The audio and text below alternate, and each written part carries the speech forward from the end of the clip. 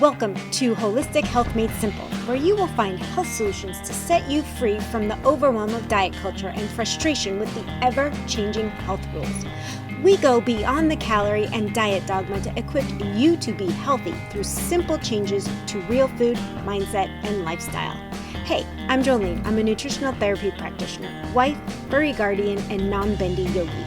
Like you, I spent years chasing skinny instead of health. I finally learned that I needed to take a holistic approach to health and give my body what it needed to thrive. If you are ready to find a health plan that is tailored to you and your current health, solutions that are broken down into simple steps to make it easier to implement, results that are undeniable like more energy, improved mood, better sleep, and fat loss, this is the podcast for you. Pop in those headphones, take a deep breath, and let's get healthy. Hey there!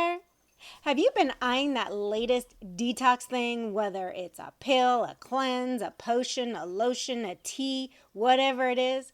Well, before you shell out your hard-earned cash, let me tell you a little secret. Shh! Your body has a natural detox system, and all you need to do is to support it. It's actually pretty common, healthy, and good to want to clean our system or detox our system. But that doesn't mean you need to spend a week in the bathroom. Spending that time in the bathroom, or those colon dumps, as I like to call them, doesn't necessarily mean you're actually clearing out your system, and it's not needed to actually cleanse. You see, your body is always detoxing. You have organs that do this. That is part of their job. Your liver, kidneys, lungs, GI tract, and skin are all the organs responsible for detoxing stuff out of your system. So unless you need a really major detox protocol, which actually should be guided by a qualified practitioner, like someone like me, like a holistic nutritionist, a functional medicine doctor, someone like that. The best strategies for a general detox is to reduce toxic exposure and then support your natural detoxification processes. One of the reasons I say that you should use a qualified practitioner for some of the major detoxes is because doing it on your own, you don't know all the steps. When we start taking things that are supposed to release metals or toxins out of our system, what the average person doesn't know is you also need a binder, because you can get them out of your cells and then they roam through your body. But if you don't have something that's going to actually bind them and get them out, they're just going to replant themselves in cells. Also, if the organs that are responsible for detoxification, those pathways aren't actually open, you're going to get stuck. It's going to do the exact same thing. It's going to re-land back in the cells and make you worse off. So really be aware that if you just support your body's natural ability and reduce the toxic exposure, you're going to do what these major cleanses say. Your body is just going to handle it on its own. It's going to do its thing. Our body is way smarter than we give it credit for. Its main job is to keep us healthy and thrive. It's just that we keep throwing crap at it that it doesn't like. So let's kind of go into the different organs and how we can support them. First up, we are going to tackle the organ that is primary in the detoxification process, which is your liver. So the liver takes harmful, toxic substances and converts it into less harmful substances so that it can be eliminated from the body. Think of things like medications, alcohol, other byproducts of the body that needs to get out. Now, contrary to popular belief, our liver does not actually store the toxins. It processes them to be eliminated. And it's very important that this pathway is open and healthy so that we can get these major toxins out of our body. So exactly how do we do this? Well, friends, we go back to a whole real foods diet, like that keeps coming up in all the themes throughout getting healthy. Real whole foods. Eliminate your processed foods. Remove sugary drinks, alcohol, things that make the liver work harder. Sugary drinks generally have high fructose corn syrup in it, or their juices, which might seem natural, but Juices have a high amount of fructose. Fructose, in the form of high fructose corn syrup or just from regular fruit, can only be processed in the liver. So we don't want to give the liver added burden. Now, on occasion, hey, go for it. I always prefer people eating a whole fruit than drinking the juice because of the toxic load that it gives to the liver or the excessive load that it gives to the liver. But that's one of the main things. Go back to your whole, real foods diet and stay hydrated. You know, you need plenty of hydration to make your liver function properly. Along with staying hydrated, you want to minimize your toxic exposure, which in today's society is incredibly difficult because we live in a very toxic world. And I'm talking about actually pollutants versus people at the moment, but the pollutants are everywhere. So you just got to minimize it to the best of your ability. Think of things like pesticides. If someone's like your exterminator spraying around your house, try to avoid that. Cleaning products are a big one. Try to have lots of ventilation when you're cleaning, or if you're in a building or an office setting where someone's using harsh chemicals to clean, go outside, get some fresh air. Just try to do your best to minimize that exposure, because you're not going to run away from air pollutants. I mean, you got to breathe and you got to live. So don't go crazy, but do your best to reduce it as much as possible. Maybe go through your house and go to some less toxic cleaning supplies just to help you personally overall. So when we talk about minimizing toxin exposure in a different one, we need to talk about limiting alcohol consumption. Alcohol is a true toxin to the liver. It's a toxin to the body. The body needs to process it and get it out before it can do anything else. Now, I'm not telling you you can never drink again. I am not your mom. You need to make the choice of what toxic loads your body can handle or can't handle. But if you're going through a detox or working on detoxification, eliminate alcohol while you're doing it. It will help the liver be able to process other things. So this last one's a little no-brainer. Avoid unnecessary medications. I'm not talking about your prescriptions. Take your prescriptions as they were prescribed by your doctor. I am not a doctor. I am not your doctor. I'm not even your healthcare provider. However, with that said, avoid unnecessary medications, specifically things like over-the-counter drugs or supplements that act like drugs. They all have to go through your liver and they all have to go and get processed. And if you're trying to support your liver and trying to detoxify other things, you don't want to add additional things the liver has to process in the meantime. Now that we know what we can avoid to support the liver, what can we actually add into our diets to support the liver? One of the biggest things we can add to our diet that will help the liver is eat beets.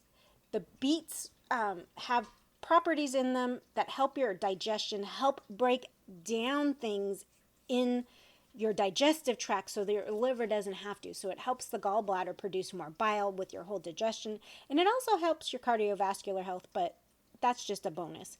The next thing you can add to your diet to help support the liver is actually eating liver.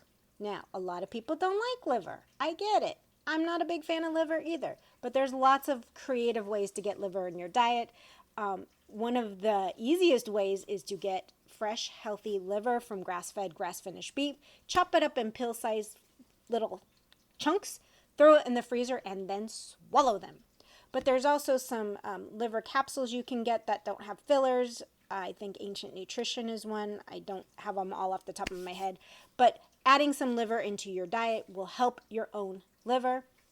And then as far as supplements concerned, teas like milk thistle, dandelion root, and then a digestive enzyme to help your body break down things are all things you can do to help support the liver, because your liver is your biggest organ when it comes to detoxification. So your liver's breaking down all the toxins into smaller pieces to be eliminated by waste, and your kidneys actually filter the waste products and get them out. So how do we actually support our kidneys? Well, we want to make sure, again, we're hydrated. Hydration, liquid, makes everything flow out your body. It's really important to support your kidney function with enough water. Hydration, but hydration, which means you might need some electrolytes. Now, there's a lot of give and take when it comes to sodium in your kidneys. The kidneys need a right balance of sodium and potassium, because together, when you have that balance, it maintains a healthy blood pressure. A healthy blood pressure is healthy for the kidneys. High blood pressure actually strains your kidneys. So we want to get this balance of hydration with sodium and potassium and water so that our body can eliminate things properly and not affect our heart rate at all. So we also want to, again, limit over-the-counter pain medicines because they actually harm the kidneys. So, we don't want to take, if you take Advil, aspirin, something like that on a rare occasion, that's one thing. Taking it excessively for long periods of time can really, really mess up your kidneys. So we want to do that. So hydration is one of the key things to help your kidneys eliminate this waste. As we continue down the road of internal organs, let's touch on the intestines, which are also a huge part of eliminating the toxins. They don't process it, they actually just eliminate it. Liver processes it, your kidneys process a little bit of it, and then your intestines, along with the kidneys, help remove the waste. How do we keep our intestines healthy? Fiber. Now, a lot of people have pros and cons about fiber, how much you need. That's highly individual, but what fiber does as it goes through your intestinal tract, think of it like a broom. It kind of sweeps everything up and collects it and makes it into a nice ball that gets eliminated in your poop. Hydration. Without hydration, you have a solid ball that doesn't come out.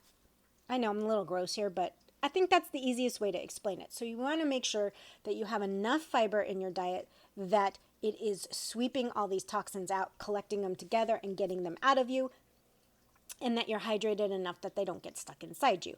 Now, fiber does not make you go poop. I just got to put this caveat out there. It actually just bulks everything up and kind of cleans along the way.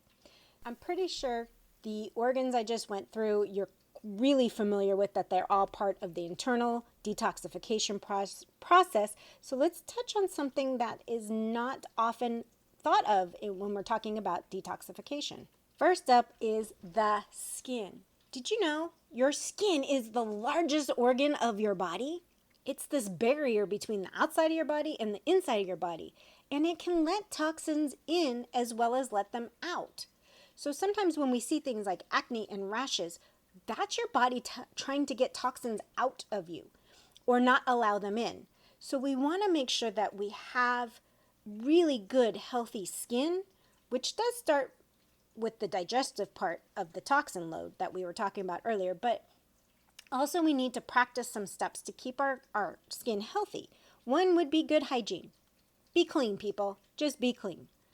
And then we want to protect it from environmental toxins, such as, again, we're going to go back to the cleaning supplies. Wear your gloves. Don't get it on your skin. We don't want to actually have it touching our skin so that we don't get the toxins absorbed. Our body absorbs whatever's on our skin.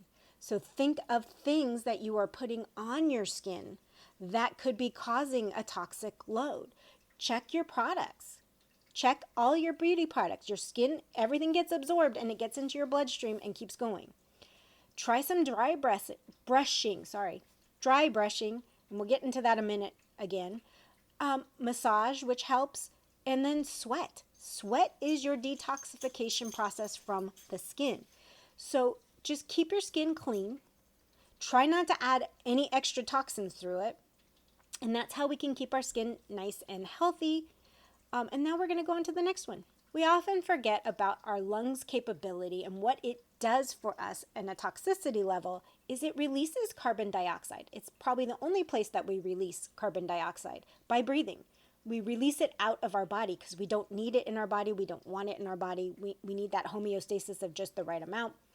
So we need to help keep our lungs nice and healthy by making sure that there's always proper ventilation and that we're getting fresh air in as we're breathing. Avoid smoking, secondhand smoke. I mean, that's like a no-brainer for most of you. And then practice building your lung capacity by doing different breathing exercises.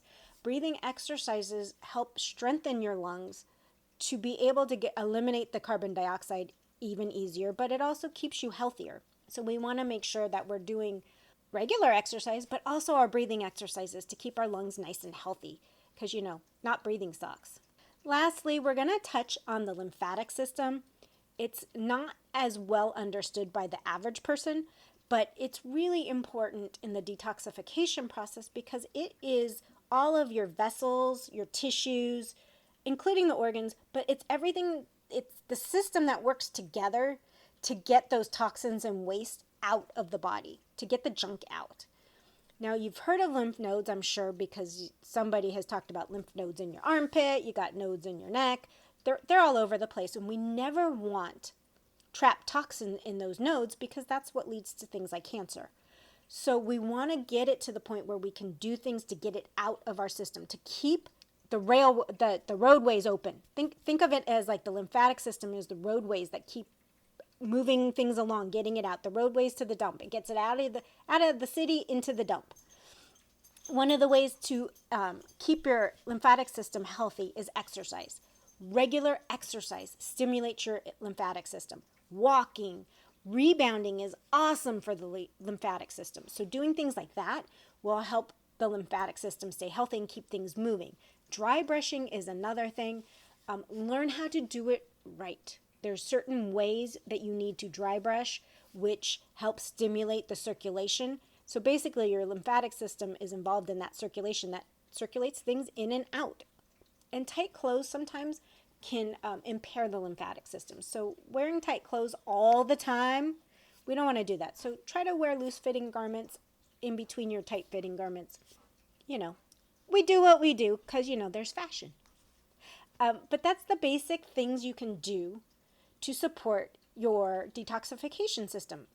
It's a lot, I know. I went over a lot of things. I hope I didn't talk too fast.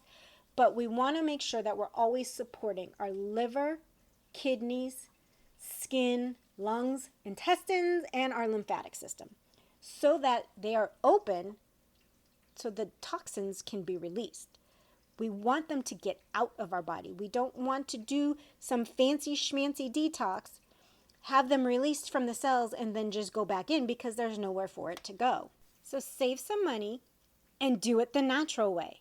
In order to help support you know what to do, grab the handout that's linked in the show notes and start detoxifying your body without spending a ton of money. Until next time, friends, see ya. Bye. Thank you so much for tuning in. I hope you enjoyed today's episode. If you found value in what you heard today, I would be incredibly grateful if you could help spread the word. Sharing is caring after all. Share the podcast with others that will find the information helpful. It's through your support that I can continue to grow and bring more amazing content. And if you have a spare moment, I would truly appreciate it if you could leave a review on your favorite podcast platform. Your feedback means the world to me, and it also helps others discover my show. I read every review and take your suggestions to heart, so please don't hesitate to let me know what you think. Remember, you can stay connected with me by following me on Instagram or visiting the website at holistichealthmadesimple.com. I love hearing from our listeners, so feel free to reach out, share your thoughts, ideas, and even suggestions for future episodes. See you later.